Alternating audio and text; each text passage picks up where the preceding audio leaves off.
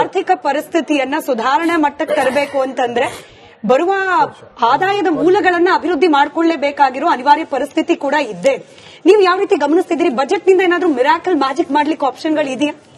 ಕಳೆದ ಒಂದು ವರ್ಷದಲ್ಲಿ ಎಲ್ಲಾ ಇಲಾಖೆಗಳಲ್ಲೂ ಬೆಲೆ ಜಾಸ್ತಿ ಆಗಿದೆ. ನೀವು ರಿಜಿಸ್ಟ್ರೇಷನ್ ಆಗಿರ್ಬೋದು, ವ್ಯಾಲ್ಯೂ ಜಾಸ್ತಿ ಮಾಡಿದ್ದಾರೆ. ಈಗ ನಾವು ಸಣ್ಣ ಕೈಗಾರಿಕೆಗಳು ನಾವು ಸಾಲ ತಕೊಂಡ್ರೆ ಅದ್ರ ಮೇಲೆ ಮಾರ್ಟ್ಗೇಜ್ ಡೀಡ್ ರಿಜಿಸ್ಟರ್ ಮಾಡೋದಕ್ಕೆ 0.5% ನಮಗೆ ಸೆಸ್ ಹಾಕಿದ್ದಾರೆ, ನಿಮಗೆ ಸ್ಟಾಂಪ್ ಡ್ಯೂಟಿ ಹಾಕಿದ್ದಾರೆ. ಇದು ಬೇರೆ ಯಾವ ರಾಷ್ಟ್ರದಲ್ಲಿ ಯಾವುದೇ ರಾಜ್ಯದಲ್ಲಿಲ್ಲ.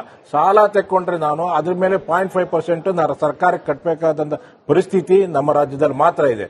ಕೈಗಾರಿಕೆಗಳು ದುಡ್ಡಿಲ್ಲ ಅಂತ ಸಾಲ ತಗೊಂಡು ಆ ಸಾಲದಲ್ಲಿ 50 ಪೈಸಾ ಸರ್ಕಾರ ಕಿತ್ಕೊಳ್ಳೋದಾದ್ರೆ ಯಾವ ರೀತಿ ಪರಿಸ್ಥಿತಿ ಇದೆ ಅಂತ ನೀವು ತಿಳ್ಕೋಬಹುದು. ಅದೇ ರೀತಿ ಎಲ್ಲ ನೀವು ಲೇಬರ್ ಸೆಸ್ಗಳು ಜಾಸ್ತಿ ಮಾಡಿದ್ದಾರೆ, ಪೊಲ್ಯೂಷನ್ ಕಂಟ್ರೋಲ್ ಬೋರ್ಡ್ ಜಾಸ್ತಿ ಮಾಡಿದ್ದಾರೆ, ಎಲೆಕ್ಟ್ರಿಸಿಟಿ ಬೆಲೆ ಜಾಸ್ತಿ ಮಾಡಿದ್ದಾರೆ. ಈಗ ಪ್ರೊಫೆಷನಲ್ ಟ್ಯಾಕ್ಸ್ ಕೂಡ ಪ್ರೊಫೆಷನಲ್ ಟ್ಯಾಕ್ಸ್ ಕೂಡ 200 ಇಂದ 300 ರೂಪೀಸ್ ಮಾಡಿದ್ದಾರೆ.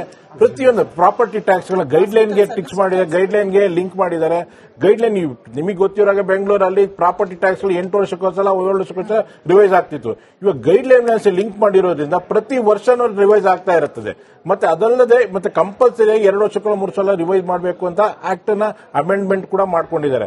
ಇದೆಲ್ಲರ ಪರಿಣಾಮ ನಮಗೆ ನಮ್ಮ ಹಣಕಾಸಿನ ಪರಿಸ್ಥಿತಿಗಳ ಮೇಲೆ ಎಲ್ಲಾ ರೀತಿ ಕೈಗಾರಿಕೆಗಳಾವುದು, ವಾಣಿಜ್ಯ ಆಗಿರ್ಬೋದು, ಪ್ರತಿಯೊಂದು ವ್ಯವಹಾರಗಳಿಗೂ ತಟ್ಟತ್ತೆ.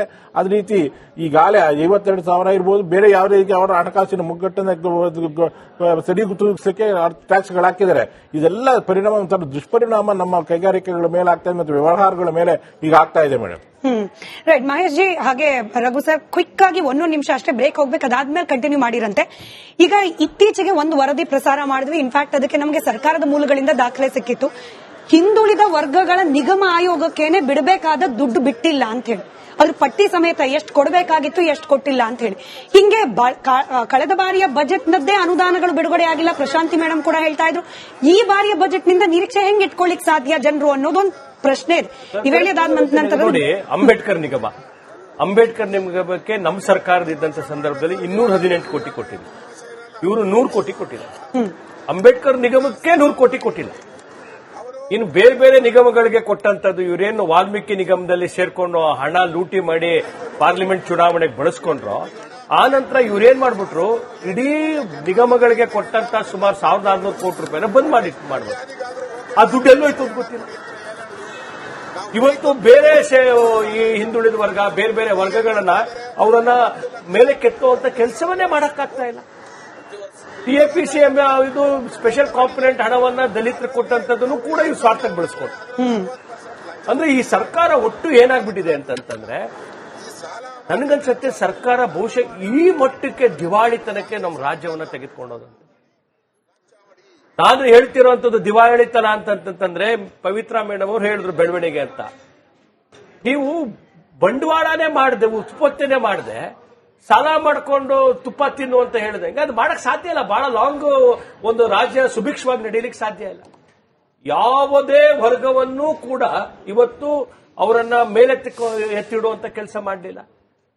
ನನಗಿವತ್ತು ನಿಜವಾಗ್ಲೂ ಅನ್ಸುತ್ತೆ, ಒಬ್ಬ ಬಸವಲಿಂಗಯ್ಯನವರು, ಬೂಸ ಬಸವಲಿಂಗಪ್ಪನವರು, KH ರಂಗನಾಥ್ ಅಂತವರು, ಅಂತ ಮಹನೀಯರು ಕಾಂಗ್ರೆಸ್ನಲ್ಲಿದ್ರೆ ಈ ಒಂದು ದುರಾಡಳಿತ ಮಾಡಕ್ ಬಿಡ್ತಿರ್ಲಿಲ್ಲ. ಏನ್ ದುರಾಡಳಿತ? ಇದಕ್ಕೊಂದು ಆಡಳಿತ ಅಂತ ಹೇಳ್ತಾರೆ, ಸರ್ಕಾರ ಅಂತಾರ ಇದಕ್ಕೆ.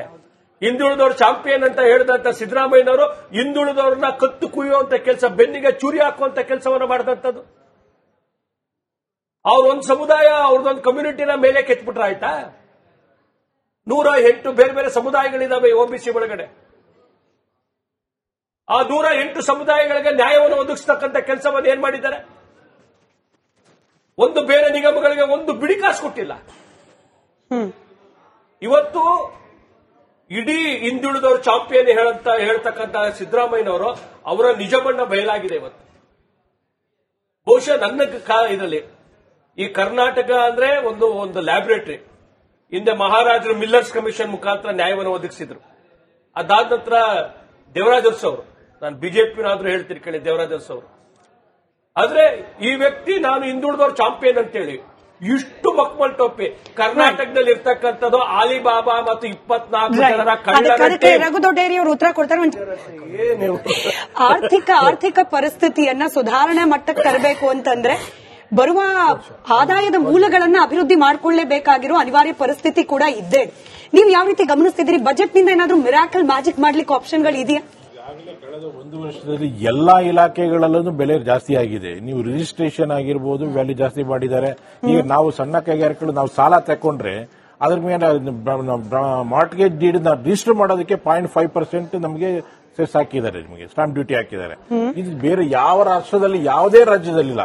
ಸಾಲ ತೆಕ್ಕೊಂಡ್ರೆ ನಾನು ಅದ್ರ ಮೇಲೆ 0.5% ಸರ್ಕಾರಕ್ಕೆ ಕಟ್ಟಬೇಕಾದಂತ ಪರಿಸ್ಥಿತಿ ನಮ್ಮ ರಾಜ್ಯದಲ್ಲಿ ಮಾತ್ರ ಇದೆ. ಕೈಗಾರಿಕೆಗಳು ದುಡ್ಡಿಲ್ಲ ಅಂತ ಸಾಲ ತಗೊಂಡು ಆ ಸಾಲದಲ್ಲಿ 50 ಪೈಸಾ ಸರ್ಕಾರ ಕಿತ್ಕೊಳ್ಳೋದಾದ್ರೆ ಯಾವ ರೀತಿ ಪರಿಸ್ಥಿತಿ ಇದೆ ಅಂತ ನೀವು ತಿಳ್ಕೋಬಹುದು. ಅದೇ ರೀತಿ ಎಲ್ಲ ಲೇಬರ್ ಸೆಸ್ಗಳು ಜಾಸ್ತಿ ಮಾಡಿದ್ದಾರೆ, ಪೊಲ್ಯೂಷನ್ ಕಂಟ್ರೋಲ್ ಬೋರ್ಡ್ ಜಾಸ್ತಿ ಮಾಡಿದ್ದಾರೆ, ಎಲೆಕ್ಟ್ರಿಸಿಟಿ ಬೆಲೆ ಜಾಸ್ತಿ ಮಾಡಿದ್ದಾರೆ. ಈಗ ಪ್ರೊಫೆಷನಲ್ ಟ್ಯಾಕ್ಸ್ ಕೂಡ ಪ್ರೊಫೆಷನಲ್ ಟ್ಯಾಕ್ಸ್ ಕೂಡ 200 ಇಂದ 300 ರೂಪೀಸ್ ಮಾಡಿದ್ದಾರೆ. ಪ್ರತಿಯೊಂದು ಪ್ರಾಪರ್ಟಿ ಟ್ಯಾಕ್ಸ್ ಗಳ ಗೈಡ್ಲೈನ್ಗೆ ಫಿಕ್ಸ್ ಮಾಡಿದ್ದಾರೆ, ಗೈಡ್ಲೈನ್ಗೆ ಲಿಂಕ್ ಮಾಡಿದ್ದಾರೆ. ಗೈಡ್ಲೈನ್ ನಿಮಗೆ ಗೊತ್ತಿರೋ ಬೆಂಗಳೂರಲ್ಲಿ ಪ್ರಾಪರ್ಟಿ ಟ್ಯಾಕ್ಸ್ 8 ವರ್ಷಕ್ಕೋಸಲ 7 ವರ್ಷಕ್ಕೋಸಲ ರಿವೈಸ್ ಆಗ್ತಿತ್ತು. ಇವಾಗ ಗೈಡ್ಲೈನ್ ಲಿಂಕ್ ಮಾಡಿರೋದ್ರಿಂದ ಪ್ರತಿ ವರ್ಷನೂ ರಿವೈಸ್ ಆಗ್ತಾ ಇರುತ್ತದೆ. ಮತ್ತೆ ಅದಲ್ಲದೆ ಮತ್ತೆ ಕಂಪಲ್ಸರಿ 2 ವರ್ಷಕ್ಕೂ 3 ಸಲ ರಿವೈಸ್ ಮಾಡಬೇಕು ಅಂತ ಆಕ್ಟ್ ನ ಅಮೆಂಡ್ಮೆಂಟ್ ಕೂಡ ಮಾಡ್ಕೊಂಡಿದ್ದಾರೆ.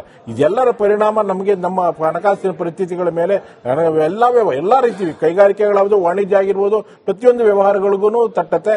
ಅದೇ ರೀತಿ ಈಗಾಗಲೇ 52,000 ಇರ್ಬೋದು, ಬೇರೆ ಯಾವ ರೀತಿ ಅವರ ಹಣಕಾಸಿನ ಮುಗ್ಗಟ್ಟನ್ನು ಸರಿ ತೂಗಿಸಕ್ಕೆ ಟ್ಯಾಕ್ಸ್ಗಳು ಹಾಕಿದ್ದಾರೆ. ಇದೆಲ್ಲ ಪರಿಣಾಮ ಒಂಥರ ದುಷ್ಪರಿಣಾಮ ನಮ್ಮ ಕೈಗಾರಿಕೆಗಳ ಮೇಲೆ ಆಗ್ತಾ ಇದೆ ಮತ್ತು ವ್ಯವಹಾರಗಳ ಮೇಲೆ ಈಗ ಆಗ್ತಾ ಇದೆ ಮೇಡಮ್. ರೈಟ್ ಮಹೇಶ್ ಜಿ, ಹಾಗೆ ರಘು ಸರ್, ಕ್ವಿಕ್ ಆಗಿ 1 ನಿಮಿಷ ಅಷ್ಟೇ ಬ್ರೇಕ್ ಹೋಗ್ಬೇಕು, ಅದಾದ್ಮೇಲೆ ಕಂಟಿನ್ಯೂ ಮಾಡಿರಂತೆ.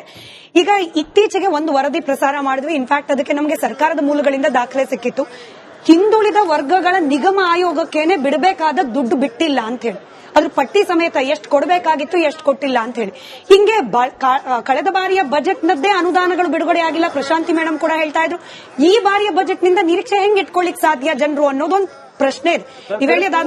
ನೋಡಿ, ಅಂಬೇಡ್ಕರ್ ನಿಗಮಕ್ಕೆ ನಮ್ಮ ಸರ್ಕಾರದಿದ್ದಂತ ಸಂದರ್ಭದಲ್ಲಿ 218 ಕೋಟಿ ಕೊಟ್ಟಿದೆ. ಇವರು 100 ಕೋಟಿ ಕೊಟ್ಟಿದ್ದಾರೆ. ಅಂಬೇಡ್ಕರ್ ನಿಗಮಕ್ಕೆ 100 ಕೋಟಿ ಕೊಟ್ಟಿಲ್ಲ. ಇನ್ನು ಬೇರೆ ಬೇರೆ ನಿಗಮಗಳಿಗೆ ಕೊಟ್ಟಂತದ್ದು ಇವರೇನು ವಾಲ್ಮೀಕಿ ನಿಗಮದಲ್ಲಿ ಸೇರ್ಕೊಂಡು ಹಣ ಲೂಟಿ ಮಾಡಿ ಪಾರ್ಲಿಮೆಂಟ್ ಚುನಾವಣೆಗೆ ಬಳಸ್ಕೊಂಡ್ರು. ಆ ನಂತರ ಇವರೇನ್ ಮಾಡ್ಬಿಟ್ರು, ಇಡೀ ನಿಗಮಗಳಿಗೆ ಕೊಟ್ಟಂತ ಸುಮಾರು 1,600 ಕೋಟಿ ರೂಪಾಯಿನ ಬಂದ್ ಮಾಡ್ಬೋದು. ಆ ದುಡ್ಡು ಎಲ್ಲೋಯ್ತು ಅಂತ ಗೊತ್ತಿಲ್ಲ. ಇವತ್ತು ಬೇರೆ ಈ ಹಿಂದುಳಿದ ವರ್ಗ, ಬೇರೆ ಬೇರೆ ವರ್ಗಗಳನ್ನ ಅವರನ್ನ ಮೇಲೆ ಕೆತ್ತುವಂತ ಕೆಲಸವನ್ನೇ ಮಾಡಕ್ಕಾಗ್ತಾ ಇಲ್ಲ.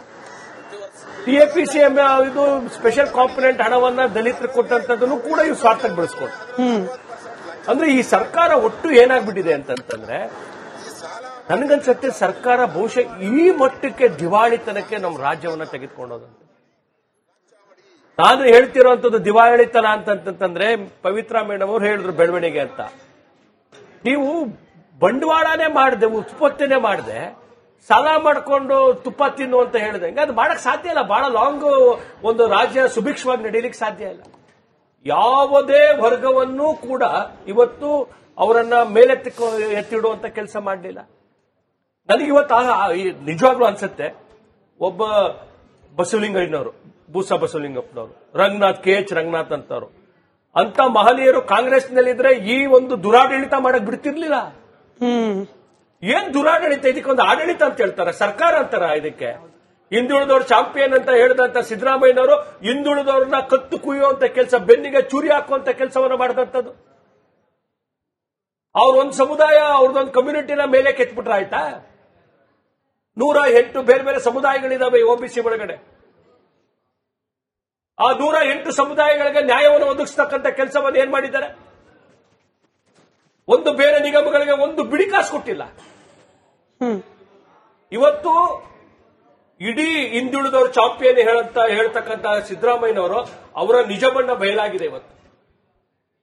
ಬಹುಶಃ ನನ್ನ ಇದರಲ್ಲಿ ಈ ಕರ್ನಾಟಕ ಅಂದ್ರೆ ಒಂದು ಲ್ಯಾಬೊರೇಟರಿ. ಹಿಂದೆ ಮಹಾರಾಜರು ಮಿಲ್ಲರ್ಸ್ ಕಮಿಷನ್ ಮುಖಾಂತರ ನ್ಯಾಯವನ್ನು ಒದಗಿಸಿದ್ರು. ಅದಾದ ನಂತರ ದೇವರಾಜ್ ಅರಸು ಅವರು, ನಾನು ಬಿಜೆಪಿನಾದ್ರೂ ಹೇಳ್ತೀನಿ ಕೇಳಿ, ದೇವರಾಜ್ ಅರಸು ಅವರು.